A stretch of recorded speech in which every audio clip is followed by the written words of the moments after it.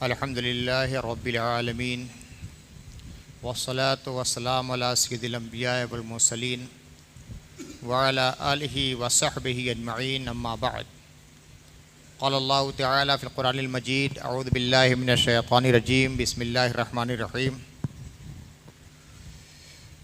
وذکرہم بایام اللہ صدق اللہ العلی العظیم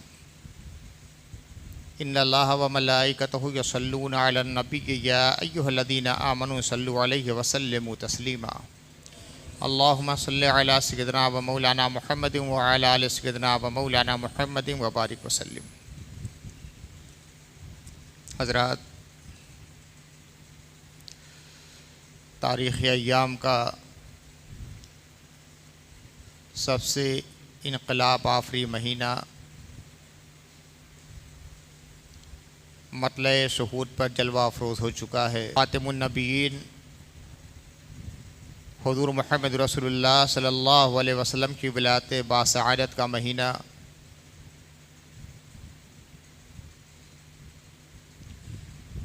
اسی مہینے میں کشت کائنات میں وہ تخم مبارک رکھا گیا تھا جس کے بروبار امت محمدیہ کی شکل میں آج پوری دنیا میں نظر آ رہے ہیں۔ آقا کریم صلی اللہ علیہ وسلم کی ولادت باسعادت کا مہینہ ہے۔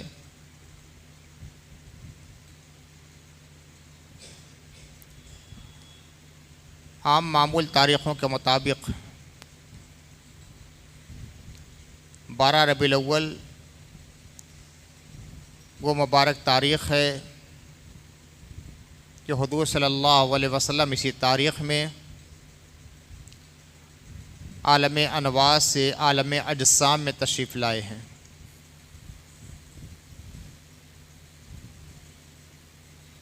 پوری دنیا میں الگ الگ انداز سے اس دن کا جشن منایا جاتا ہے۔ جس ملک میں جو طریقہ ہوتا ہے خوشی منانے کا، اگر شریعت کے دائرے کے مطابق ہے تو وہ خوشی کا اظہار کرنے میں کوئی حرج نہیں ہے۔ ہاں، احکام شریعت سے کوئی چیز متصادم ہے تو اسے رد کر دیا جائے گا۔ خوشی منانا کسی عظیم شے کے حصول پر خوشی منانا، اللہ کی کسی نعمت پہ خوشی منانا، فضل الہی حاصل ہونے پر فرحت و سرور کا اظہار کرنا، یہ تو انسانی فطرت ہے، اور اسلام کبھی فطرت کا گلا نہیں گھونٹتا نہیں ہے بلکہ پذیرائی کرتا ہے۔ کسی کے گھر بچہ پیدا ہو جائے، خوشی ہونا فطری چیز ہے۔ کسی کا نکاح ہو، خوشی ہونا فطری چیز ہے۔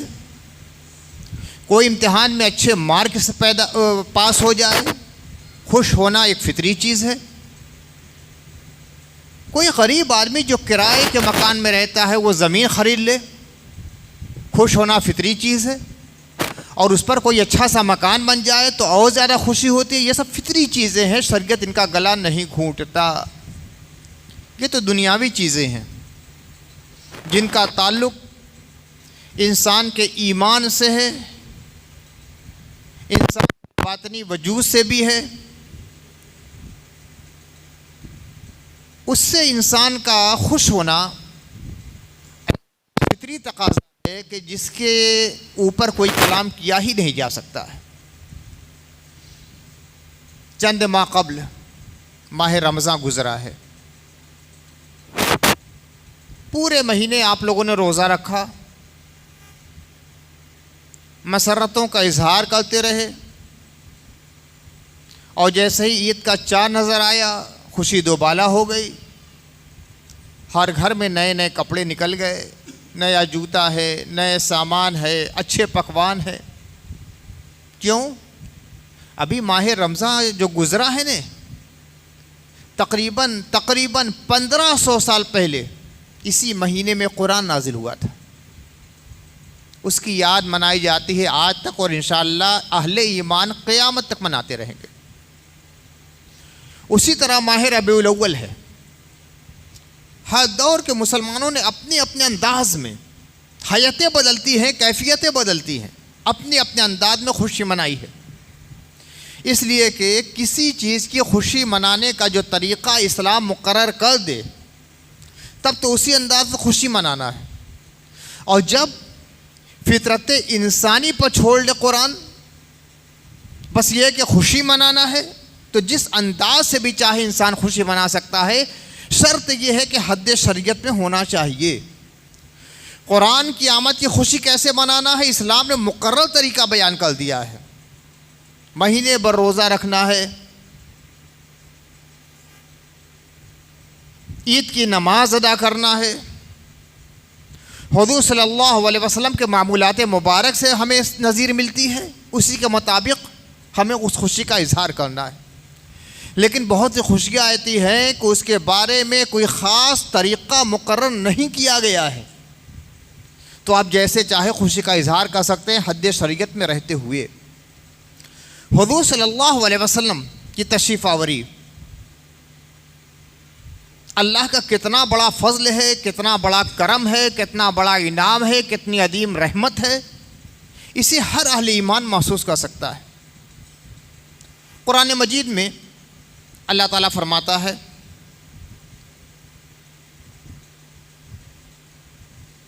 سورہ مائدہ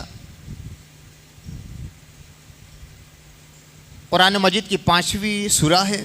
اس میں اللہ تعالیٰ فرماتا ہے کہ اس قال الحواریون یا عیسی ابن مریم هل یستطیع ربک ان ینزل علینا مائدۃ من السماء قال اتقوا اللہ ان کنتم مؤمنین قالوا نريد ان ناكل منها وتطمئن قلوبنا ونعلم ان قد صدقتنا ونكون عليها من الشاهدين. حضرت عیسیٰ کا زمانہ ہے. اللہ کے نبی، اللہ کے رسول، صاحب کتاب، پیغمبر. آپ کی ولادت معجزاتی طور پہ ہوئی بغیر باپ کے. ابھی بچپن کا زمانہ ہے، پیدائش ہوئی ہے، گفتگو کرنا شروع کر دیا. صاحب معجزات، اتنے معجزات ہیں کہ لوگوں نے اسے دیکھ کر اللہ کا بیٹا سے کہہ دیا، پوجنے لگے، عبادت کرنے لگے. لیکن قرآن نے کہا کہ نہیں، یہ اللہ کے رسول ہیں، اللہ کے بندے ہیں.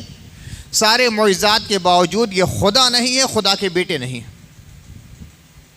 انہی کا زمانہ ہے. ان کے حواری یعنی ان کے صحابہ نے ان سے کہا کہ اے عیسیٰ ابن مریم هل یستطیع ربک ان ینزل علینا مائدۃ من السماء، کیا آپ کا رب ایسا کر سکتا ہے کہ ہمارے اوپر آسمان سے خوان نازل فرما دے؟ خوان کہتے ہیں بڑی تشتری کو جس میں کھانا رکھا جاتا ہے. بڑے قاب ہو، بڑی تشتری ہو، بڑی تھال ہو جس میں کھانا رکھ کر پیش کیا جائے، اسے خوان کہتے ہیں، اور عربی میں اس کو مائدہ کہتے ہیں. پورے سورہ ہے سورہ مائدہ. اسی میں حضرت عیسیٰ علیہ السلام کے اس مائدے کا تذکرہ ہے کہ ان کے حواریوں نے کہا. کافروں نے مطالبہ نہیں کیا ہے، ان کے صحابہ نے یہ مطالبہ کیا ہے جو حضرت عیسیٰ کے حواری ہیں. وہ کہتے ہیں کہ کیا آپ کا رب ایسا کر سکتا ہے کہ ہمارے اوپر آسمان سے خوان نازل فرما دے؟ پہلے آج دیکھیے کہتے ہیں ٹفن، لیکن 20 سال پہلے کیا کہتے تھے؟ خانچہ. چہ مانے چھوٹا. یہ چھوٹا خوان ہے. خے واو الف نون، ایک ہوتا ہے خے الف نون، وہ ایک برادری ہے، جیسے انصاری ہے، خان ہے، وہ الگ ہے. اور یہ ہوتا ہے خے واو الف نون، فارسی لفظ ہے. بڑی تشت کو کہتے ہیں. اسی کا چھوٹا جو ہوتا ہے اسے کہتے ہیں خانچہ، جس کے اندر کھانا رکھا جائے. اسی کو عربی میں مائدہ کہا جاتا ہے. پوری ایک سورہ ہے قرآن مجید کی 5ویں سورہ. تو حواری یعنی حضرت عیسیٰ کے صحابہ نے کیا کہا کہ آپ کا رب ایسا کر سکتا ہے کہ ہمارے اوپر آسمان سے خوان نازل فرمائے. حضرت عیسیٰ نے کہا اتقوا اللہ، اللہ سے ڈرو. کیا بات کر رہے ہو؟ کہتے ہو کہ اللہ ایسا کر سکتا ہے؟ هل يستطيع ربك, اللہ ایسا کر سکتا ہے؟ اتقوا اللہ ان کنتم مؤمنین, اگر تم صاحب ایمان ہو تو اللہ سے ڈرو. قالوا, انہوں نے کہا, نريد ان ناكل منها, ہم یہ چاہتے ہیں کہ آسمان سے آسمانی خوان جب نازل ہوئے تو ہم اس میں سے کھائیں. اللہ تعالیٰ تش میں کھانا ہمارے لیے آسمان سے اتار دے, ہم کھائیں. وتطمئن قلوبنا, ہمارا دل مطمئن ہو جائے. ونعلم انک صدقتنا, اور ہم پر یہ حقیقت واضح ہو جائے کہ آپ نے ہم سے سچ کہا ہے. ونکون علیہا من الشاہدین, ہم اس بات پر شاہدوں اور گواہوں میں ہو جائیں. حضرت عیسیٰ کے صحابہ نے یہ بات کہہ دی, یہ معجزہ ظاہر ہو جائے تو کیا ہو, ان ناکل, پہلے ہم کھائیں اس میں سے, جب کھائیں گے تو ہمارا دل مطمئن ہو جائے گا. یعنی دل مطمئن نہیں تھا. حضرت عیسیٰ کے صحابہ تھے مگر دل پوری طرح مطمئن نہیں تھا. وَنَعْلَمَ أَنَّكَ صَدَقْتَنَا, ہمارے سامنے یہ حقیقت ظاہر ہو جائے اور ہم جان لیں کہ آپ نے جو ہم سے کہا ہے وہ سچ کہا ہے. کیا کہا؟ میں اللہ کا رسول ہوں, اللہ نے مجھے بھیجا ہے, اللہ ہر چیز پر قادر ہے. جب خوان آسمان سے اترے گا, کھانوں سے بھرا ہوا خوان, ہم اس میں سے کھائیں گے تو دل مطمئن ہو جائے گا اور ہم جان لیں کہ ہاں آپ نے ہم سے سچ کہا ہے. اب اس کے بعد کیا ہے؟ قال عیسی ابن مریم اللہم ربنا انزل علینا مائدۃ من السماء تکون لنا عیدا لاولنا وآخرنا وآیۃ منک وارزقنا وانت خیر الرازقین. حضرت عیسیٰ اللہ کی بارگاہ میں دعا کرتے ہیں, اللہم ربنا انزل علینا مائدۃ من السماء, اے اللہ ہمارے لیے آسمان سے خوان نعمت اتار دے, آسمان سے خوان نعمت نازل فرما دے. تکون لنا عیدا لاولنا وآخرنا, تاکہ یہ ہمارے اول کے لیے بھی اور آخر کے لیے بھی عید بن جائے, ہمارے اول کے لیے بھی اور آخر کے لیے بھی عید بن جائے. وآیۃ منک, اور تیری روشن نشانی ہمارے سامنے آ جائے. وارزقنا وانت خیر الرازقین, ہمیں رزق عطا فرما, سب سے بہتر رزق عطا فرمانے والا تو ہے. حواریوں نے جو بات کہی تھی, حضرت عیسیٰ علیہ السلام نے وہ بات نہیں کہی. حواریوں نے یہ کہا تھا کہ خوان نعمت نازل آ جائے تاکہ ہم نازل ہو جائے, تاکہ ہم کھائیں, ہمارا دل مطمئن ہو جائے, ہم جان لیں کہ آپ نے سچ کہا ہے. حضرت عیسیٰ نے یہ بات نہیں کی اللہ تعالیٰ سے, یہ کہا کہ نازل فرما دے. کیوں؟ تاکہ ہمارے اول کے لیے بھی اور آخر کے لیے بھی عید بن جائے. تیری رحمت ہے, تیرا احسان ہے, تیرا انعام ہوگا, تیرا کرم ہوگا, اور جب تیری نعمت نازل ہو جائے گی تو یہ ہمارے لیے اول کے لیے بھی اور آخر کے لیے بھی عید بن جائے گی. وآیۃ منک, تیری بارگاہ سے روشن نشانی, ہمیں رزق عطا فرما دے, تو بہترین رزق عطا فرمانے والا ہے. وہ جو دسترخوان نعمت, جو خوان نعمت آیا تھا, کیا قیامت تک کے لیے تمام انسانوں کے لیے تھا؟ صرف چند افراد کے لیے جنہوں نے حضرت عیسیٰ علیہ السلام سے مطالبہ کیا تھا. اس کا فیض چند لوگوں کو ملنے والا تھا, لیکن حضرت عیسیٰ نے فرمایا کہ نازل فرما دے تاکہ ہمارے اول کے لیے بھی ہمارے آخر کے لیے بھی سب کے لیے عید بن جائے. فائدہ کوئی حاصل نہیں کیا بات کے لوگوں نے, مگر ان کے لیے بھی عید ہے. لیکن ہمارے آقا صلی اللہ علیہ وسلم تو سب کے لیے رحمت بن کر آئے ہیں نا, پوری کائنات کے لیے, صرف اس زمانے کے لیے نہیں. جیسے کہ خوان عیسیٰ تھا اس زمانے کے چند افراد کے لیے تھا, آج خوان عیسیٰ کا ذرا سا بھی حصہ پوری دنیا میں کہیں موجود ہے؟ اس کے علاوہ کسی نے اس سے فیض حاصل کیا؟ فیض حاصل کرنے والے چند لوگ, مگر اول کے لیے بھی آخر کے لیے بھی وہ دن عید کا دن بن گیا. لیکن ہمارے آقا صلی اللہ علیہ وسلم تو سب کے لیے رحمت بن کر آئے ہیں, سب کے لیے اللہ کا کرم ہے, سب کے لیے اللہ کا احسان ہے, سب کے لیے اللہ کا انعام ہے. تو حضور رحمت عالم صلی اللہ علیہ وسلم کی آمد مبارک کا دن کتنی بڑی خوشی اور عید کا دن ہوگا. جب تھوڑا سا کھانا اوپر سے آ گیا تو عید کا دن بن گیا. جس نے اس سے کوئی استفادہ نہیں کیا اس کے لیے بھی عید کا دن.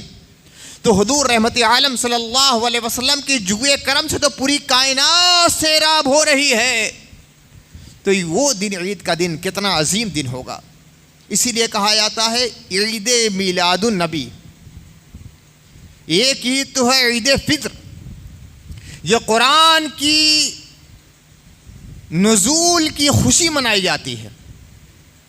ایک ہے عید اضحیٰ, حضرت ابراہیم علیہ السلام جب حضرت اسماعیل کو قربان کرنے کے لیے آمادہ ہو گئے تو اللہ تعالیٰ کے فضل و کرم نے حضرت اسماعیل کو بچا لیا، اسی لیے کہ حضرت اسماعیل علیہ السلام کی ذریت سے حضور محمد رسول اللہ کو دنیا میں آنا تھا، اور آپ کی بعثت سے صدقے میں امت مسلمہ کو وجود میں آنا تھا، اس لیے وہ دن عید کا دن قرار دیا گیا۔ جس دن جد محمد کو بچایا گیا وہ دن عید کا دن ہے، تو جس دن محمد تشریف لائے وہ دن عید کا کتنا بڑا دن ہوگا۔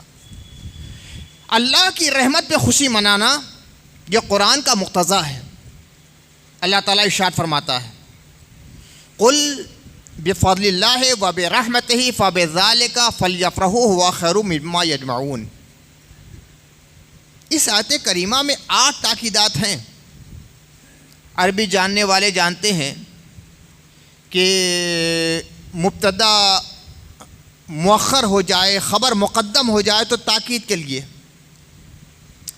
فا بھی تاکید کے لیے ہوتا ہے، نون بھی تاکید کے لیے آتا ہے، لام بھی تاکید کے لیے آتا ہے، اور بار بار فا آ جائے تو تاکید در تاکید ہوتی ہے۔ اس نوعیت سے غور کریں تو اس آیت کریمہ میں 8 تاکیدات ہیں۔ پورے قرآن میں کوئی آیت میری نگاہ سے ایسی نہیں گزری جس میں اتنی تاکید کے ساتھ کوئی بات کہی گئی ہو۔ اللہ تعالیٰ فرماتا ہے قل بفضل اللہ وبرحمتہ، اے نبی آپ کہہ دیجئے کہ اللہ کے فضل پر اور اس کی رحمت پر ضرور خوشی منانا چاہیے۔ فلیفرحوا، ضرور خوشی منانا چاہیے۔ ہوا خیر مما یجمعون، یہ ان تمام دھن دولت سے بہتر ہے جس کو یہ لوگ جمع کر کے رکھتے ہیں۔ 8 تاکید کے ساتھ اللہ تعالیٰ نے فرمایا ہے کہ اللہ کے فضل پر اور اس کی رحمت پر ضرور خوشی منانا چاہیے۔ 2 الفاظ ہیں، فضل اور رحمت۔ اللہ تعالیٰ کے عطا فرما فضل لا تعداد، رحمت بے شمار، نعمتیں حد و گمان سے ماورا، وَإِن تَعُدُّوا نِعْمَتَ اللَّهِ لَا تُحْصُوهَا۔ لیکن جو نمایاں ترین فضل ہے اور نمایاں ترین احسان ہے اور نمایاں ترین انعام ہے اور نمایاں ترین نوازش ہے، ایک تو قرآن ہے اور دوسرے محمد رسول اللہ صلی اللہ علیہ وسلم کا وجود گرامی ہے۔ ہماری تو سانس اللہ کا احسان اور اللہ کا فضل ہے۔ سانس ٹھہر جائے انسان کی موت آ جائے گی۔ آنکھ اللہ کا فضل ہے، اس کے اندر کی بینائی اللہ کا فضل ہے۔ زبان اللہ کا فضل ہے، قوت گویائی اللہ کا فضل ہے۔ کان اللہ کا فضل ہے، اس کی قوت سماعت اللہ کا فضل ہے۔ دماغ اللہ کا فضل ہے اور اس کی ذہانت اور عقلیت اللہ کا فضل ہے۔ پورا انسانی وجود ظاہر سے لے کر باطن تک سب اللہ کا فضل ہے۔ یہ کائنات خارجی، یہ ہوا ہے، یہ فضا ہے، یہ خلا ہے، یہ زمین ہے، یہ آسمان ہے، یہ چاند سورج ستارے، ان کی روشنی، یہ گرمی، یہ سردی، یہ سب کیا ہے؟ یہ سب اللہ کا فضل ہے۔ ہوا چلتی ہے تو یہ بھی اللہ کا فضل ہے، بارش ہوتی ہے تو یہ بھی اللہ کا فضل ہے، زمین سے پودا اگتا ہے تو یہ بھی اللہ کا فضل ہے، ہمیں اللہ تعالیٰ پانی دیتا ہے تو یہ بھی اللہ کا فضل ہے، موسموں کی آمد و شد ہوتی ہے تو یہ بھی اللہ کا فضل ہے۔ اللہ کے فضل اور اللہ کے انعامات اور اللہ کے احسانات بے شمار ہے۔ وَإِن تَعُدُّوا نِعْمَتَ اللَّهِ لَا تُحْصُوهَا، اگر تم لوگ اللہ کی نعمتوں کو گننا چاہو تو گن نہیں سکتے، لیکن اس کے عطا کردہ فضل اور اس کی نوازشوں میں سب سے عظیم 2 رحمتیں اور 2 نوازشیں ہیں، ایک قرآن اور دوسرے محمد رسول اللہ صلی اللہ علیہ وسلم کا وجود گرامی۔ حضور کتنی بڑی رحمت ہے۔ اللہ تعالیٰ فرماتا ہے وَمَا أَرْسَلْنَاكَ إِلَّا رَحْمَةً لِّلْعَالَمِينَ، اے نبی ہم نے تمام عالم کے لیے آپ کو رحمت بنا کر بھیجا ہے۔ تو حضور اللہ کی رحمت، وَمَا أَرْسَلْنَاكَ إِلَّا رَحْمَةً لِّلْعَالَمِينَ، ہم نے آپ کو تمام عالم کے لیے رحمت بنا کر بھیجا ہے۔ اور اللہ فرماتا ہے کہ اللہ کے فضل پر اور اس کی رحمت پر لوگوں کو ضرور خوشی منانا چاہیے۔ تو حضور آئے ہیں تو خوش تو ہونا ہی ہونا ہے، اس لیے کہ اللہ کا حکم یہی ہے۔ ایک اور مقام پہ اللہ تعالیٰ نے حضور رحمت عالم صلی اللہ علیہ وسلم کو فضل بھی کہا ہے۔ اللہ تعالیٰ کا ارشاد ہوتا ہے وَلَوْلَا فَضْلُ اللَّهِ عَلَيْكُمْ وَرَحْمَتُهُ لَاتَّبَعْتُمُ الشَّيْطَانَ إِلَّا قَلِيلًا. اگر تم پر اللہ کا فضل نہ ہوتا اور اللہ کی رحمت نہ ہوتی تو چند لوگوں کے علاوہ سب کے سب شیطان کے پیرو بن جاتے. اگر اللہ فضل نہ فرماتا، اللہ رحمت نہ فرماتا، اللہ کرم نہ فرماتا، اللہ کی نوازش نہ ہوتی تو چند لوگوں کے علاوہ سب کے سب شیطان کے پیروکار بن جاتے، اس کے فالوور بن جاتے. مگر اللہ نے فضل فرمایا ہے، رحمت عطا فرمائی کہ جس کی وجہ سے شیطان کے نرغے سے تم بچ گئے. یہاں دو الفاظ آئے ہیں، فضل اللہ اور رحمت اللہ. رحمتہ کا لفظ ہے، ضمیر آئی ہے. اللہ کے فضل سے کیا مراد ہے؟ عام مفسرین فرماتے ہیں یا فضل سے مراد، خدا کے فضل سے مراد حضور محمد رسول اللہ صلی اللہ علیہ وسلم ہے. اور رحمت الہی سے کیا مراد ہے؟ مفسرین فرماتے ہیں قرآن مراد ہے. تو اس آیت کریمہ میں اللہ کے نبی صلی اللہ علیہ وسلم کو فضل کہا گیا ہے، اور وما ارسلناک الا رحمۃ للعالمین میں اللہ کے نبی صلی اللہ علیہ وسلم کو رحمت کہا گیا ہے.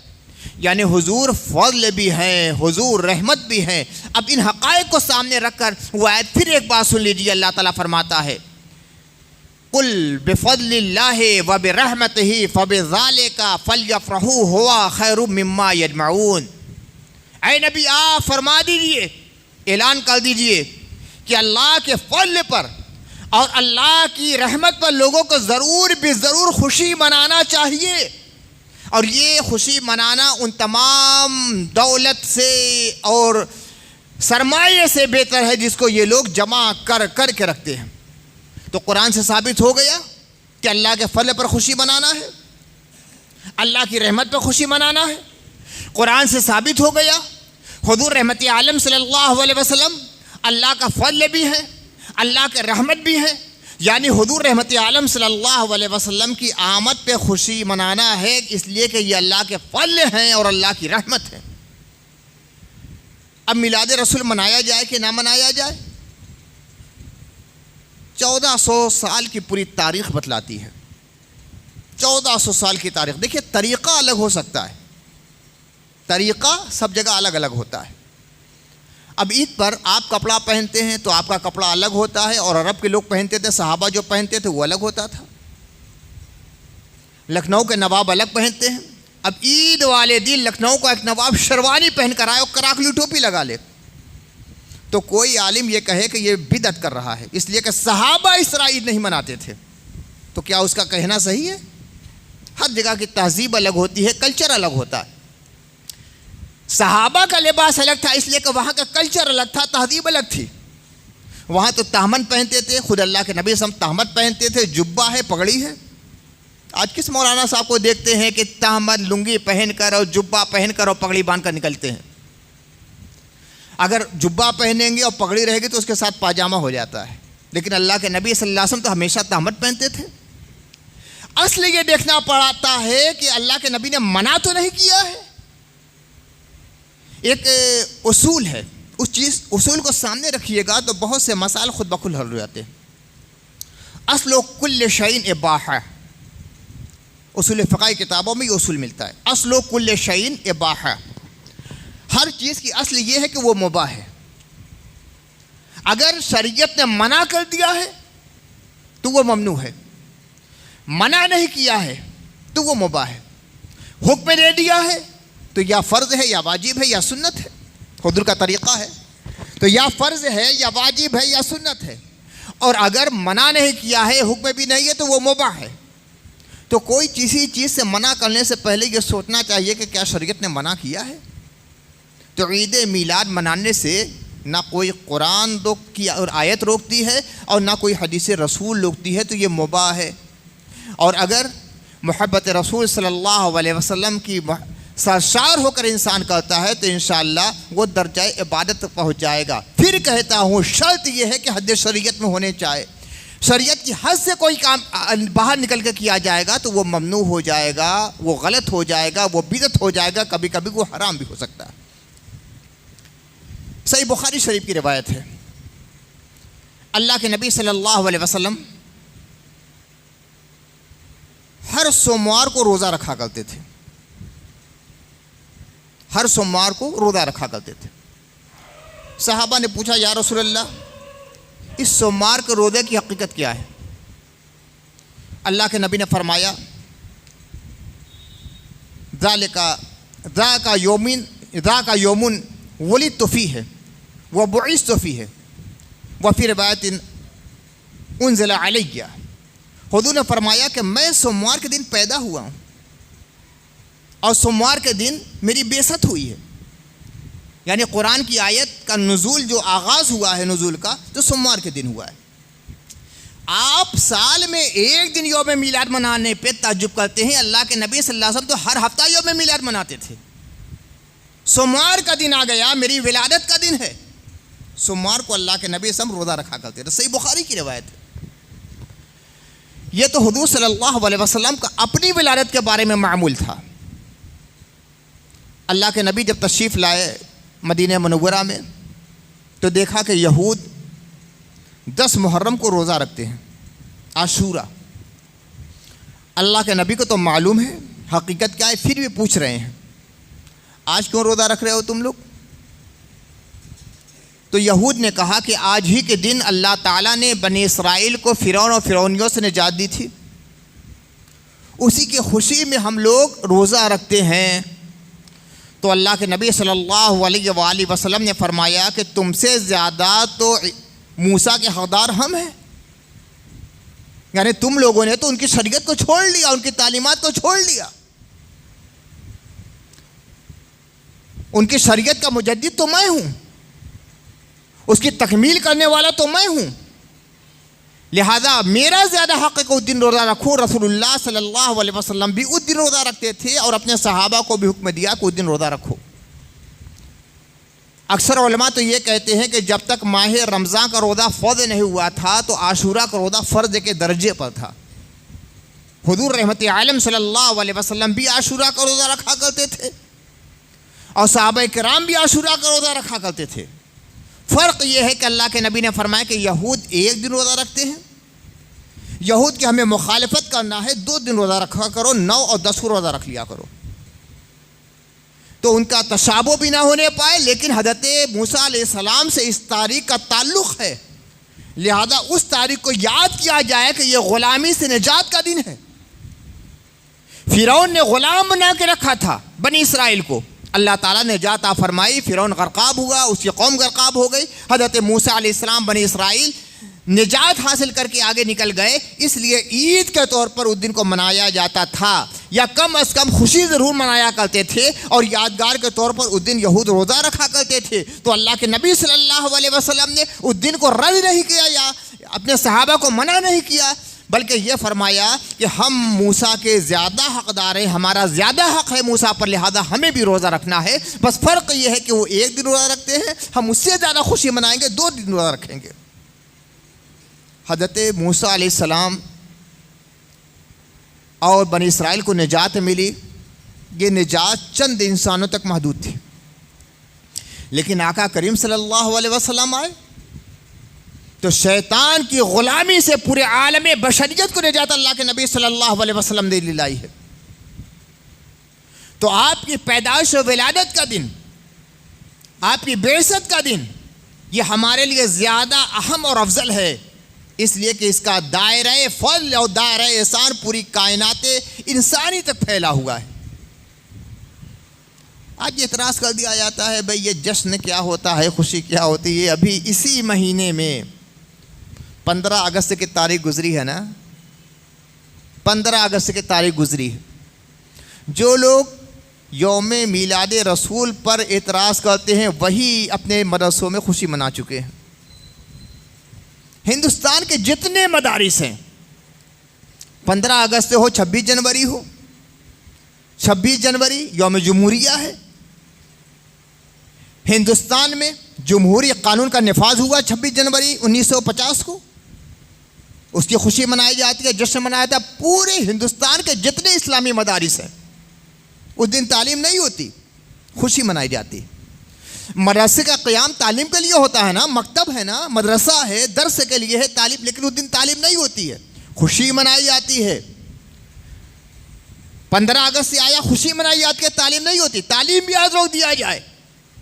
اس لیے کہ انگریزوں کی غلامی سے آج کے دن نجات ملی ہے ہندوستان کے لوگوں کو، اس کا دائرہ پوری دنیا پر تو محیط نہیں ہے نا، ہندوستان کے لوگوں کو آزادی ملی ہے، تو ہندوستان کے لوگ خوشی مناتے ہیں، کوئی فتویٰ نہیں لگتا، کسی بھی دارالفتہ سے کوئی فتویٰ نہیں آتا کہ غلط ہے۔ ایک زمانہ ہو گیا آزاد ہوئے، آج تک منا رہے ہیں اور ہمیشہ مناتے رہیں گے، اور خوشی کے ساتھ مناتے ہیں، پرچم کشائی کرتے ہیں، جھنڈے لہراتے ہیں، راشٹریہ گان ہوتا ہے، قومی ترانہ گایا جاتا ہے، مٹھائی تقسیم ہوتی ہے، سب تو ہوتا ہے نا، ہر مدرسے میں کسی مسلک کا مدرسہ ہو سب جگہ ہوتا ہے نا، کیا کوئی اعتراض ہوتا ہے؟ 26 جنوری کو خوشی منائی جاتی ہے، جشن منایا جاتا ہے نا، جشن جمہوریت، کہ آج کے دن ہندوستان میں جمہوری آئین کا نفاذ ہوا ہے، جشن آزادی، آج کے دن ہندوستان کے رہنے والوں کو آزادی ملی ہے انگریزوں سے۔ اب وہ دن صرف ہندوستان کے لوگ کو آزادی نہیں ملی، پوری دنیا کے انسانوں کو آزادی ملی، کس سے؟ شرک سے، جہل سے، کفر سے، شیطنت سے۔ اللہ کے نبی صلی اللہ علیہ وسلم کی آمد کے صدقے میں اور بعثت کے طفیل تمام عالم بشریت کو آزادی ملی ہے، اس دن ہم جشن کیوں نہ منائیں؟ یہ تو بڑی خوشی کا دن ہے نا۔ اللہ تعالیٰ فرماتا ہے وَذَكِّرْهُمْ بِأَيَّامِ اللَّهِ، لوگوں کو ایام اللہ کی یاد دلاؤ۔ ذکر یذکر، تذکیر کے کئی معنی ہوتے ہیں، ایک معنی ہوتا ہے یاد دلانا، یاد دہانی کرانا، ایک معنی ہوتا ہے نصیحت کرنا۔ اللہ تعالیٰ فرماتا ہے فَذَكِّرْ إِنَّمَا أَنْتَ مُذَكِّرٌ لَسْتَ عَلَيْهِمْ بِمُصَيْطِرٍ، اے نبی آپ نصیحت کیجئے، فذکر آپ نصیحت کیجئے، انما انت مذکر آپ نصیحت کرنے والے ہیں، لست علیہم بمسیطر آپ دروغہ نہیں ہے، زبردستی منوانا نہیں، اپنی بات کو ماننا پڑے گا، یہ نہیں، آپ کا کام ہے نصیحت کر دینا۔ دوسرا ترجمہ ہے آپ یاد دہانی کرائیے، آپ یاد دہانی کرانے والے ہیں۔ انبیاء کرام حضرت آدم علیہ السلام سے لے کر حضرت عیسیٰ تک قرآن اللہ کا پیغام لے کر آتے رہے، نصیحت لے کر آتے رہے، موعظت لے کر آتے رہے، اللہ کے دلائل لے کر آتے رہے، اللہ کے احکام لے کر آتے رہے، اللہ کی کتابیں لے کر آتے رہے، لیکن لوگوں نے بھلا دیا۔ نہ آدم کی تعلیم یاد ہے، نہ شیش کی تعلیم یاد ہے، نہ نوح کی تعلیم یاد ہے، نہ ابراہیم کی تعلیم یاد ہے، نہ یوسف کی تعلیم یاد ہے، نہ موسیٰ کی تعلیم یاد ہے، نہ عیسیٰ کی تعلیم یاد ہے۔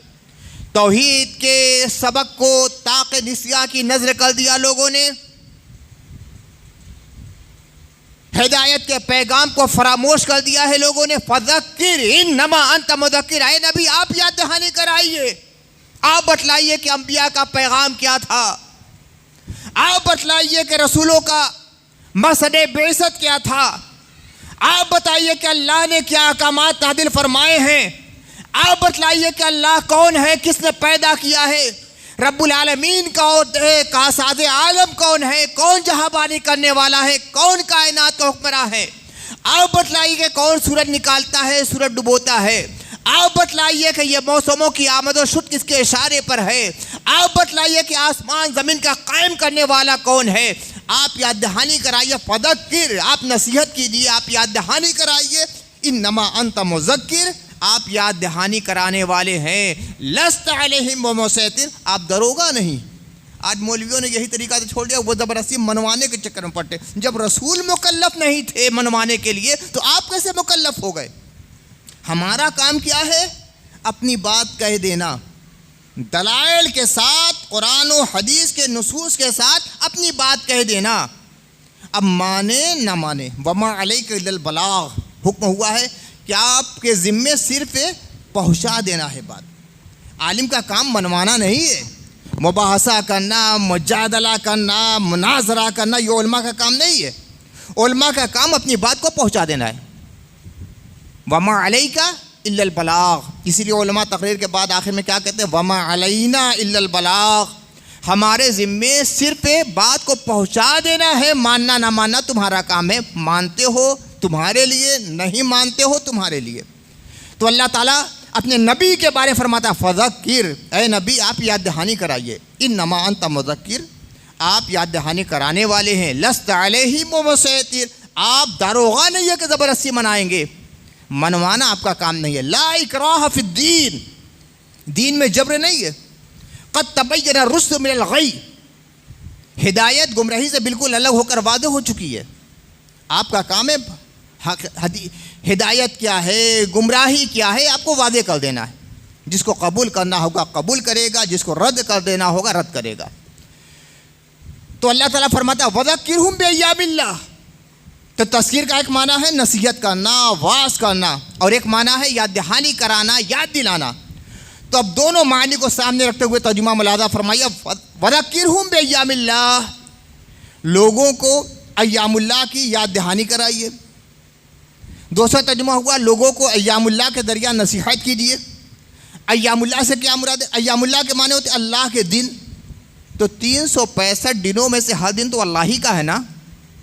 پیدا کرنے والا کون؟ اللہ. وہی دن نکالتا ہے, وہی دن ڈبوتا ہے, وہی رات لاتا ہے, رات کا اختتام فرماتا ہے. اللہ سب کا مالک ہے. وہی خالق الایام ہے, وہی خالق اللیالی ہے, وہی خالق زمان ہے, خالق اوقات ہے. تو سارے دن تو اللہ کے دن ہیں. تو ایام اللہ سے کیا مراد ہے؟ مفسرین فرماتے ہیں کہ ایام اللہ سے وہ مخصوص دن ہیں جس دن میں اللہ کی عظیم رحمت, اللہ کی عظیم نعمت نازل ہوئی ہے اور کوئی انقلاب آفری پیغام لوگوں کے سامنے آیا ہے. وہ ایام اللہ ہے. ایسے دن جو ہمیشہ یاد رکھے جاتے ہیں. تو پورے تاریخ ایام میں سارے اہم دنوں کو یاد کر لیجئے. سارے اہم دن پوری تاریخ ایام میں ایک لسٹ بنا لیجئے. 100 ایام کی اگر آپ لسٹ بنائیں گے تو کیا حضور رحمت عالم صلی اللہ علیہ وسلم کی ولادت کا دن اس 100 میں آئے گا کہ نہیں آئے گا؟ کوئی بھول سکتا ہے؟ دنیا کا بڑا سے بڑا مورخ کیا اس دن کو فراموش کر سکتا ہے؟ اچھا آؤ سمیٹیے, 50 دن رکھ لیجئے. 50 دن کی بھی لسٹ بنائیں گے, اس میں بھی رسول اللہ کی ولادت کا دن آ جائے گا. اور سمیٹیے, شارٹ کیجیے, 10 دنوں کی لسٹ بنائیے, اس میں بھی آئے گا. 3 دنوں کی لسٹ بنا لیجیے, اس میں بھی آئے گا. اور اگر اس کو سمیٹ کر ایک دن بنا لیجیے کہ ایام اللہ میں سب سے اہم ایام اللہ کون ہے, یوم اللہ کون ہے, تو ایک دن آئے گا, وہ محمد رسول اللہ کی ولادت کا دن ہوگا. تو اللہ کیا فرماتا ہے کہ ایام اللہ کی یاد دہانی کراؤ, لوگ بھولنے نہ پائیں کہ یہ کون سا دن ہے. بتلاؤ کہ یہ نبی صلی اللہ علیہ وسلم کی آمد مبارک کا دن ہے. آج ہی کے دن آمنہ کے چاند کا ظہور ہوا ہے. آج ہی کے دن حضور رحمت عالم صلی اللہ علیہ وسلم کی ولادت باسعادت ہوئی ہے. آج ہی کے دن اللہ کے نبی صلی اللہ علیہ وسلم عالم انوار سے عالم انفاس میں تشریف لائے ہیں. آج ہی کے دن وہ سنگ بنیاد رکھا گیا ہے جس پر اسلام کا محل تعمیر ہوا ہے. آج ہی کے دن حضرت عبداللہ کے لخت جگر, حضرت آمنہ کے رونڈ نظر, حضرت عبد المطلب کے پوتے حضور محمد رسول اللہ صلی اللہ علیہ وسلم اس عالم ناسوت میں تشریف لائے ہیں. یاد دہانی کراؤ, وَذَكِّرْهُمْ بِأَيَّامِ اللَّهِ, لوگوں کو ایام اللہ کی یاد دہانی کراؤ, یاد دلاؤ. بھولنے نہ پائیں لوگ. کیسے ہوگا؟ اس دن کو کچھ خاص بنانا پڑے گا تبھی نا. عام دنوں کی طرح اگر رکھ لیا جائے تو لوگ سو جائیں گے. کس کو معلوم ہوگا کہ یہ نبی صلی اللہ علیہ وسلم کی ولادت کا دن ہے؟ تو خاص بنانا ہے, یاد دلاؤ. ایک ذوق وہ تھا کہ لوگ یاد رکھتے تھے, عبادت کا ذوق تھا, اطاعت کا ذوق تھا, درود و سلام پیش کرنے کا ذوق تھا. کوئی اعلان نہ کیا جائے, کوئی جلسہ جلوس نہ کیا جائے, مگر لوگوں کو یاد رہتا تھا یہ میلاد رسول کا دن ہے. لوگ اپنے ذوق و شوق سے درود و سلام پڑھا کرتے تھے. یہ زمانہ غفلتوں کا زمانہ ہے, یہ زمانہ گمراہی کا زمانہ ہے, یہ زمانہ دنیا پرستی کا زمانہ ہے, یہ زمانہ لذت پرستی کا زمانہ ہے. اگر یاد نہیں دلایا جائے گا, اہتمام نہیں کیا جائے گا تو لوگ بھول جائیں گے, لوگ سو جائیں گے اپنے بستروں پر, لوگوں کاموں میں مصروف رہیں گے. لہذا میلاد کی محفلیں منعقد کر کے یاد دلانا ہے کہ آج محمد رسول اللہ کی ولادت کی تاریخ ہے. اپنے بستر پر سونے کا نہیں دن ہے, بلکہ اپنے سوئے ہوئے مقدر کو جگانے کی آج رات ہے. اس لیے اس کا اہتمام کیا جاتا ہے. دوسرا مفہوم کیا ہے؟ وَذَكِّرْهُمْ بِأَيَّامِ اللَّهِ, ایام اللہ کے ذریعہ لوگوں کو نصیحت کرو. کیسے نصیحت ہوگی؟ بستر پر سو جائیں گے تو نصیحت ہوگی؟ اپنے گھر میں بند رہیں گے تو نصیحت ہوگی؟ اہتمام کرنا پڑے گا نا. لوگوں کو اکٹھا کیجئے, اسی کا نام تو جلسہ ہے. جشن میلاد النبی جو منایا جاتا ہے، جلسہ کیا جاتا ہے، محفل سجائی جاتی ہے، اسی لیے کہ لوگ اکٹھا ہوں گے تو نصیحت کی جائے گی، بتلایا جائے گا کہ حضور دنیا میں کیوں آئے، بتلایا جائے گا کہ حضور کی بعثت کا مقصد کیا تھا. جب کوئی رہے گا ہی نہیں آپ کے پاس، آپ اپنے کمرے میں ہیں، وہ اپنے کمرے میں ہے، یہ اپنے گھر میں ہے، وہ اپنے گھر میں ہے، کوئی اہتمام نہیں کیا جائے گا تو نصیحت کس کو کی جائے گی؟ تو اللہ فرماتا وَذَكِّرْهُمْ بِأَيَّامِ اللَّهِ، ایام اللہ کے ذریعہ لوگوں کو نصیحت کرو، یعنی ایام اللہ میں لوگوں کو اکٹھا کر لو، اور جب اکٹھا ہو جائے تو نصیحت کرو، اللہ کا پیغام پہنچاؤ، رسول کی احادیث پہنچاؤ، حضور کا مقصد بیسر بیان کرو. وما ارسلنا من رسول اللہ یطاع باذن اللہ، ہم نے جس رسول کو بھی بھیجا ہے تو اس کا مقصد یہ ہے کہ اللہ کو حکم سے، اللہ کے اذن سے اس کی اطاعت کی جائے، فرما برداری کی جائے. یہ پیغام کون بھیجے گا؟ شریعت کا پیغام کون پہنچائے گا؟ جب آپ لوگوں کو اکٹھا کریں گے تب نے. تو ہمارے اکابر کا معمول اس دور غفلت میں یہ رہا کہ اہتمام کرتے تھے. میرے والد گرامی حضور سیدنا سراج العارفین علامہ کوثر ندوی رحمۃ اللہ علیہ تو بڑا اہتمام فرمایا کرتے تھے. بتلاتے تھے کہ اس سے پہلے، اور آج بھی کچھ لوگ کہتے ہیں 12 وفات کا مہینہ، اور اس زمانے میں تو وہ عالم تھا نا، میں نے اپنے بچپن میں بھی دیکھا ہے، اس مہینے میں شادی بیاہ نہیں ہوتی تھی، لوگ نیا کپڑا نہیں پہنتے تھے، خوشی کا کوئی کام نہیں کرتے تھے، دعوت و ضیافت کا اہتمام نہیں ہوتا تھا. حد یہ ہے 12 دن تک نئی دلہنیں گھر نہیں آتی تھی. شادی ہوئی ہے 2-4 مہینہ پہلے، 12 دن براؤ ہے، غم کا مہینہ ہے. 12 وفات بھی نہیں، وفات ہوتا تھا، 12 وفات. حضور والد گرامی نے سمجھے پورے بنارس کے ماحول کو بدلا، اور یہ جو تحریک چلی تو پورے ہندوستان میں پھیلی. 80 سال پہلے، 80 سال کا یہ سلسلہ چل رہا ہے جو ہمارے آج بھی 12 روز تک روز قرآن خوانی کا اہتمام ہوتا ہے. 80 سال پہلے اس کی بنیاد پڑی تھی. میرے یہاں قرآن خوانی ہوتی ہے، اور 29 صفر سے روزانہ، 1 ربیع الاول سے نہیں، 29 صفر سے روزانہ قرآن خوانی ہوتی ہے. کوئی بلاوا نہیں، اللہ تعالیٰ اپنی مخلوقات کو بھیج دیتا ہے، کافی تعداد میں آ جاتے ہیں. 29 صفر سے روزانہ مغرب سے عشاء تک قرآن خوانی، فاتحہ خوانی. اللہ تعالیٰ جو عطا فرما رہا ہے تبرک تقسیم ہوتا ہے، تمام حاضرین کو تبرک تقسیم ہوتا ہے. روز اللہ کے بندے آ جاتے ہیں، اچھی خاصی تعداد میں آتے ہیں. 7-8 کلام پاک روزانہ ختم ہو جاتا ہے.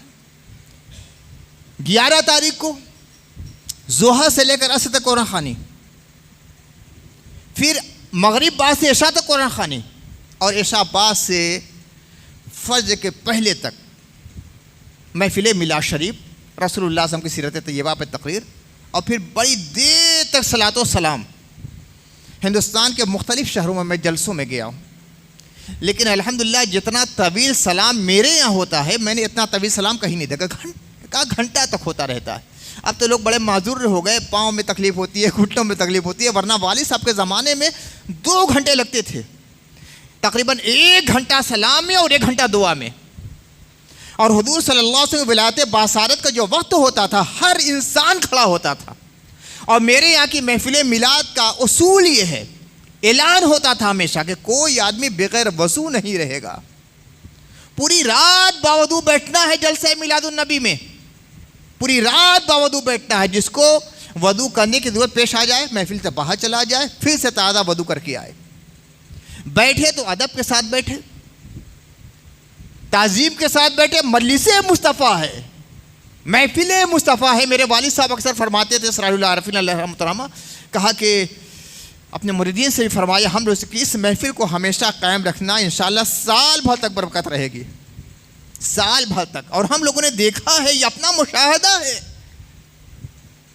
والد صاحب کی حیات تھی، بہت متمول لوگ ہم لوگ نہیں تھے، لیکن چھوٹی ضرورت آئے، بڑی ضرورت پیش آئے، سب بڑی عزت کے ساتھ ہمیشہ پوری ہوتی تھی. مکان بنوانا ہے، شادی کرنا ہے، یہ کام ہے، وہ کام ہے، اللہ تعالیٰ غیب سے پورا کرتا تھا والد صاحب کی حیات میں.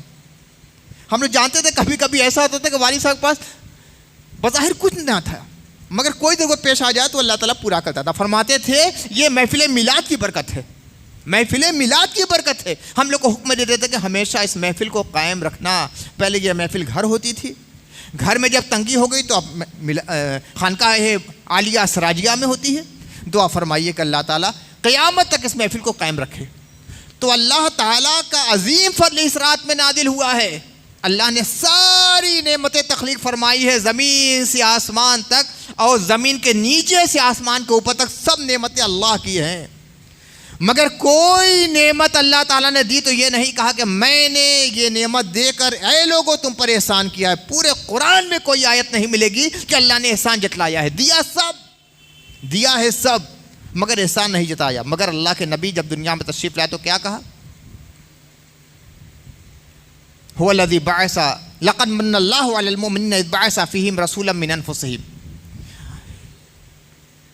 اللہ نے تمہارے پاس اپنے رسول کو بھیج دیا تو مومنوں پر احسان فرمایا ہے، کسی نعمت پر احسان نہیں جتایا، مگر حضور کو بھیجا ہے تو فرمایا کہ اللہ نے مومنوں پر احسان کیا ہے، تو اللہ نے احسان کیا ہے تو اللہ کا شکر ادا کرے۔ لَإِن شَكَرْتُمْ لَأَزِيدَنَّكُمْ وَلَئِن كَفَرْتُمْ إِنَّ عَذَابِي لَشَدِيدٌ، اللہ فرماتا ہے اگر تم لوگوں نے شکر ادا کیا تو میں تمہیں اور دوں گا، شکر ادا کیا تو اور دوں گا۔ کتنا دوں گا اللہ بیان نہیں کرتا، بس اپنی شان دے گا، اتنا دے گا کہ بندہ سنبھال نہیں پائے گا۔ لَإِن شَكَرْتُمْ لَأَزِيدَنَّكُمْ، اگر تم لوگ شکر کرو گے تو اللہ تعالیٰ فرماتا ہے کہ میں اور دوں گا۔ وَلَئِن كَفَرْتُمْ إِنَّ عَذَابِي لَشَدِيدٌ، اگر تم لوگوں نے ناشکری کی اور کفر کیا تو میرا عذاب بڑا سخت ہے۔ تو اللہ کا شکر ادا کیا جائے گا کہ اے اللہ تیرا شکر ہے، تیری حمد ہے، تیری تعریف ہے کہ تو نے ہمارے پاس حضور محمد رسول اللہ کو ہماری ہدایت کے لیے بھیج دیا۔ ایک تو زبان سے شکر، دوسرے عبادتوں کے ذریعہ شکر، کچھ نمازوں میں اضافہ کر لیجئے شکر کے طور پر کہ اللہ تو نے اپنے حبیب کو ہماری ہدایت کے لیے بھیج دیا۔ اگر حضور نہ آتے ہم کیا ہوتے؟ جانوروں سے بدتر ہوتے، گمراہی میں ہوتے، کفر و شرک میں ہوتے۔ یہ حضور صلی اللہ علیہ وسلم کا فیضان ہے کہ ہمیں ایمان ملا، قرآن ملا، اے اللہ تیرا عرفان ملا، تیرا شکر ادا کرتے۔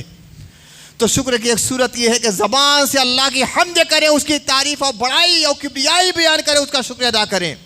کچھ نمازیں زیادہ پڑھ لیجئے نماز شکر کے طور پر، اور یہ سارے ثواب حضور کی بارگاہ میں کر لیجئے۔ یہ مہینہ حضور کا مہینہ ہے، حضور کا خاص مہینہ ہے، جیسے رمضان اللہ کا خاص مہینہ ہے تو یہ مہینہ حضور کا خاص مہینہ ہے۔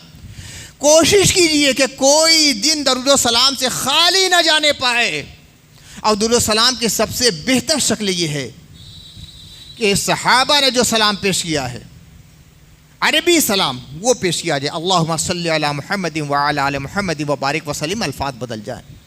اور ایک مزاج بنا ہوا ہے، جب تک مائک میں نہ پڑھا جائے اس کو درود سلام مانا ہی نہیں جاتا، وہی مانتے بھی ہیں، نہیں، وہ اپنی جگہ ہے، اس کی عظمت اور اہمیت اپنی جگہ ہے۔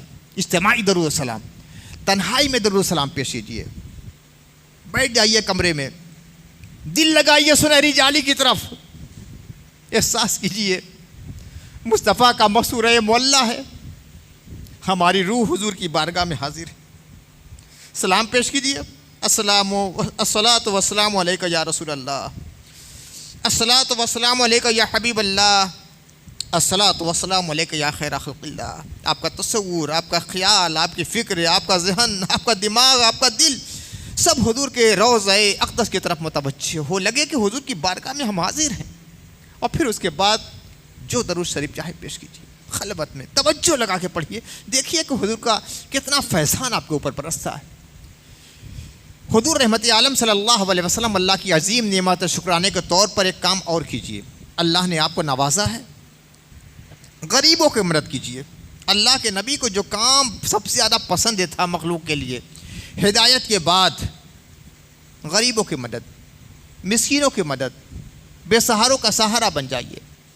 حضور کی سیرت کا سب سے جوہری وصف یہ ہے، اور ایصال ثواب حضور کی بارگاہ میں پیش کر دیجیے ثواب، خوب جی کھول کے خرچ کیجیے۔ اس مہینے میں مسلمانوں کو کھلائیے، تبرکات تقسیم کیجیے، دعوت کا اہتمام کر دیجیے، غریبوں کے ساتھ ساتھ کسی کو بھی کھلا دیجیے، حضور صلی اللہ علیہ وسلم کے لیے سب درست ہے۔ خوشی کا اظہار جس طریقے سے ہو سکا کیجیے، بس شرط یہ ہے کہ آپ کے خوشی کے اظہار کے ذریعہ کسی کو تکلیف نہ پہنچنے پائے۔ جلوس محمدی کا اہتمام ہوتا ہے، کوئی نکیر نہیں، لیکن آج جلوس محمدی کا جو اہتمام کیا جا رہا ہے اس میں اصلاح کی ضرورت ہے۔ میں نے دیکھا کہ جب جلوس چلتا ہے تو پوری سڑک جیسے جام ہو جاتی ہے، آنے جانے کے لیے کوئی راستہ نہیں رہتا. یہ نہیں ہونا چاہیے. ہندوستان میں آپ ہیں، آپ 15-20% ہیں، 2 سے زیادہ ہیں. بھئی آپ کی یہ محفل ہے، آپ کا جلوس ہے، 2 سے تو شریک نہیں ہوئے ہیں. ان کو آنا ہے جانا ہے، ساڑی روڈ آپ چھیکے ہوئے ہیں، جام کر دیا ہے. ان کو تکلیف ہوتی ہے. کوئی بیمار جا رہا ہے، کوئی بوڑھا جا رہا ہے، کہیں بچے جا رہے ہیں، کئی عورتوں کو کہیں جانا ہے، کسی کو ہاسپٹل جانا ہے، کسی کو ڈاکٹر کے یہاں جانا ہے. آپ راستہ روکے ہوئے ہیں؟ نہیں. آپ چلیں تو آدھا حصہ چھوڑ لیجیے آنے جانے والوں کے لیے، آدھے سے آپ جلوس لے کر جائیے. اور بہتر یہ ہے کہ میدان میں اکٹھا ہوں، سڑکوں سے گزرے پھر میدان میں کہیں اکٹھا ہو، وہاں اللہ کے رسول کی نعت پاک ہو، درود و سلام کا اہتمام کیا جائے، تقریریں کی جائے، محبت رسول کی شمع روشن کی جائے دلوں میں. ایک بات کا اور اہتمام کرنا چاہیے، اصلاح کی ضرورت ہے. بڑے بڑے ڈی جے پر رہیں، لوگ خاموش ہیں یا گفتگو کرتے ہوئے چل رہے ہیں جلوس میں، نہیں، یہ نہیں ہونا چاہیے. یہ جلوس محمدی ہے تو ہر زبان پہ درود پاک کے نغمے ہوں. یہ مائک میں بجانے کی ضرورت نہیں ہے، کیسٹ لگا دیا بج رہا ہے، آپ لوگ بات کرتے جا رہے ہیں، نہیں. یہ بزم محمدی کے منافی ہے. آپ خود پڑھیے، نعت پڑھنا ہو پڑھیے، درود پاک پڑھنا ہو پڑھیے. نعتیں یعنی صرف درود پاک پڑھتے ہوئے چلیے، یہی کافی ہے. پورے راستے درود پاک کی مہکا سے بالکل مہک جائے اور معطر ہو جائے، فضائیں معطر ہو جائے. اس طرح کا اہتمام ہونا چاہیے. اور کوئی کام ایسا نہ ہونے پائے کہ شریعت کے منافی ہو جائے، کسی کو انگلی اٹھانے کی ضرورت پیش ہے. اور میں تو دیکھتا ہوں نا کہ دیگر مسلک کا لوگ بھی کسی نہ کسی صورت میں جلوس نکالتے ہیں. جیسے لکھنؤ میں جلوس مدح صحابہ کے نام سے جلوس نکلتا ہے. یہاں جلوس محمدی ہوتا ہے تو وہاں جلوس مدح صحابہ ہوتا ہے، بڑے بڑے علماء آتے ہیں اس میں. دیکھا کہ جلوس چاریاری کے نام سے ہوتا ہے جونپور میں. تو نام الگ الگ ہوتے ہیں، الگ بات ہے. حقیقت سب کی ایک ہوتی ہے کہ وہ سب حضور محمد رسول اللہ صلی اللہ علیہ وسلم کی آمد کی خوشی میں ہو رہا ہے. لہٰذا جس قدر ہو سکے خوشی منائیے، نمازوں کا اہتمام کیجیے، درود شریف کا اہتمام کیجیے، تعلقات کو محبت کا رنگ دیجیے، دلوں کے میل کو دور کیجیے، قدورتوں کو دور کیجیے، بغض اناد کو دور کیجیے، محبت کا ماحول پیدا کیجیے، اخوت اور بھائی چارے کا ماحول پیدا کیجیے. ایک دوسرے کے لیے ناصح بنیے، نصیحت کیجیے، برائیوں کے خاتمے کرنے کا عہد کیجیے اور نیکیوں کو پھیلانے کا اللہ کی بارگاہ میں معاہدہ کیجیے. اور جس قدر ہو سکے کار خیر میں شریک ہوئیے. اگر اللہ تعالیٰ نے آپ کو توفیق دی ہے، صدقہ کیجیے، خیرات کیجیے، غریبوں کے یہاں کچھ پیسہ بھیج دیجیے، جو بیمار لوگ ہیں، غریب ہیں، ان کا علاج کا اہتمام کر دیجیے. کچھ غیر مسلموں کے ساتھ حسن سلوک کیجیے تاکہ اسلام کی طرف وہ مائل ہو سکے اور اسلام کی حقیقت انہیں معلوم ہو جائے. اس طرح کا اہتمام انشاءاللہ اگر آپ لوگوں نے کر لیا اور اپنی زندگی میں ایک انقلابی پیش رفت کر دی اور حضور صلی اللہ علیہ وسلم جو پیغام لے کر آئے ہیں اس کو دل سے قبول کر لیا اور اس پہ عمل کرنے کا عہد کر لیا، تو یہ سمجھ لیجیے کہ جشن ربیع الاول ایک نئی صبح لے کر آپ کے لیے آئے گا اور انشاءاللہ آپ کی زندگی سے ایک نئی صبح نمودار ہو جائے گی. اللہ تعالی ہمیں اور آپ کو تمام لوگوں کو توفیق عطا فرمائے. وآخر دعوانا الحمدللہ رب العالمین.